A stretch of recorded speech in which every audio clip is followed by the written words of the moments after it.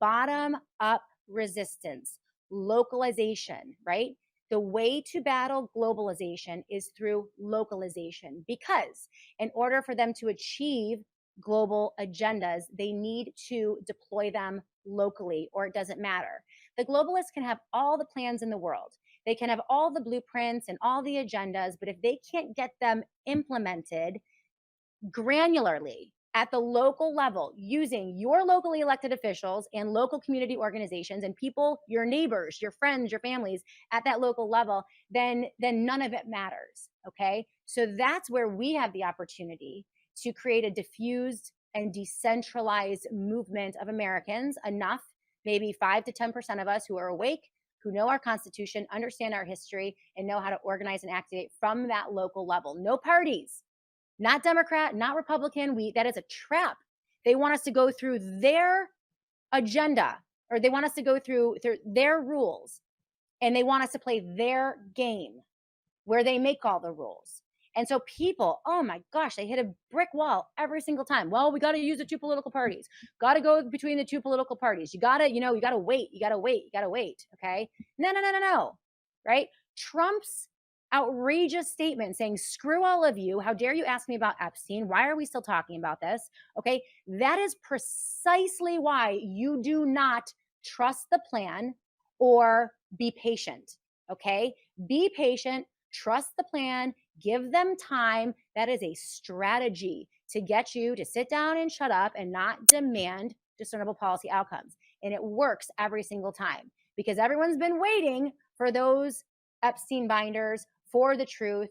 And here it is. The door is slammed in your face, and now it's over. Same with the JFK files, same with everything. Great comment, M. Garth Hilton. Colonial Metals Group. Get your gold and silver strategy put together today. This is, again, nothing is changing. So what does that mean? It means that we are still in a situation here in the US with the economy. It's like a train barreling down the track, set on fire, 90 miles an hour, with a drunken conductor heading right off a cliff. Like, that's kind of where we are with this economy. And so, especially with the US dollar, our currency, they have taken this as far as they possibly can. Everyone understands this. And this is why gold is now tier 1 status. That's what Ed Dowd was talking about. Gold is money good, meaning you could buy a house with gold. We could see a situation, especially with Texas and Florida now adopting gold and silver as legal tender. That is the first step to their ability to establish a sovereign bank. You have saved your entire life. You're a retiree, and your money is wrapped up in a 401k, IRA, and it's the stock market or even federal government instruments. You have to consider physical gold and silver as a hedge. Doesn't mean you have to go in and go all in on it. It could be a portion, it could be a quarter, less than that, but everyone needs to be hedging right now with physical gold and silver, and also physical gold and silver backing up your retirement. As you guys know, Colonial Metals Group this company is amazing. I trust this company. I know all the primaries. We've been working with them for years, and they take amazing care of this audience. So you're going to want to go to colonialmetalsgroup.com/joy, colonialmetalsgroup.com/joy. See if you qualify for $7,500 in free silver. This is an amazing company. They are not going to give you a pressure sell. They're not going to manipulate. They don't do fear selling in any capacity. They just give you all the information that you need and let you make the decision that is right for you and your family. So colonialmetalsgroup.com/joy. Mark the Reagan, how many of you believe the Warren Commission on JFK? Probably not. I mean, oh, honor seeker, thank you. You are not a dunderhead, Shannon. Well, I've been called it before. I usually get settle down, Shannon, settle down, or do better, right? So funny. Ooh, Bill Benz is with us on the live chat. Let's see if we have any other new names. Diog99, great to see you. Of course, we have, oh, don't frag me, bro. Cliff at Goodland LLC. Great to see you, Cliff. You're brand new on the live chat. DJ8 has this to say. Shannon, the Trump PSYOP is about neutering people who would normally stand against tyranny to blindly trust government and blindly trust the plan. Amazing day if they abandon the cult. DG8, I will tell you, nothing is ever forever. People who think that the Trump MAGA cult is going to persist forever are absolutely wrong. There is always an end. And so I have a feeling that we are at the end of that mass formation PSYOP. I just have a feeling. Mark the Reagan, how many of you believe the CDC on COVID?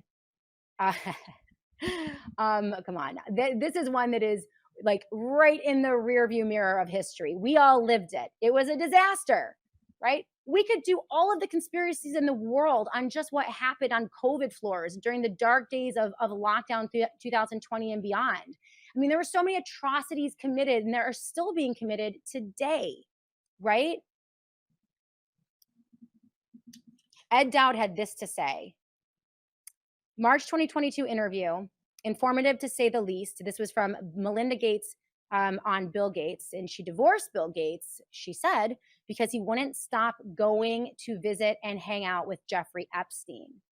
And Edward Dowd had this to say. It's like we are all watching the reality version, like in real time, of Stanley Kubrick's Eyes Wide Shut in these last 5 years.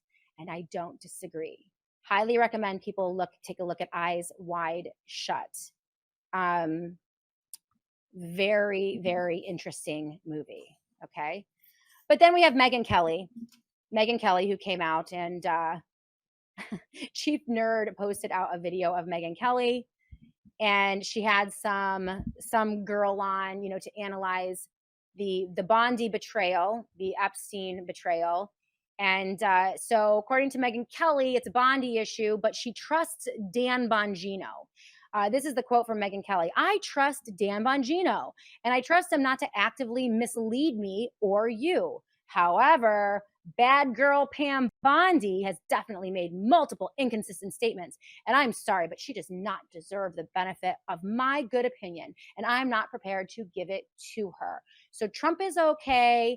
Dan Bongino is okay, but Pam Bondi is the bad girl. You can see the narrative shaping, right? It's not Trump, it's Pam. It's not Dan Bongino, it's good old Pam, okay? Now, this is outrageous.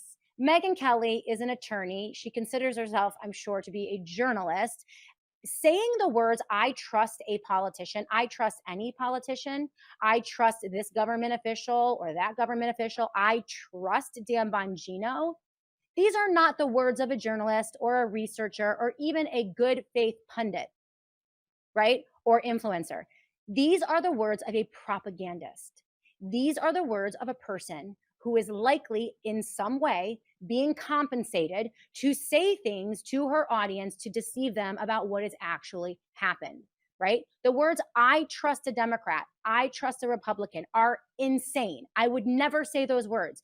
You would never hear me say, I trust this or that politician. Anyone who is connected to the federal government, the DC power structure, and the political parties should never be trusted.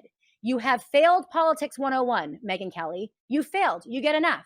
Okay? That is naive. It is a ridiculous statement, but this is what we are treated to. This is the deception that we, the people, are treated to on a daily basis by people that many of you trust. It's time that we stop trusting all of these people out there and test against discernible policy.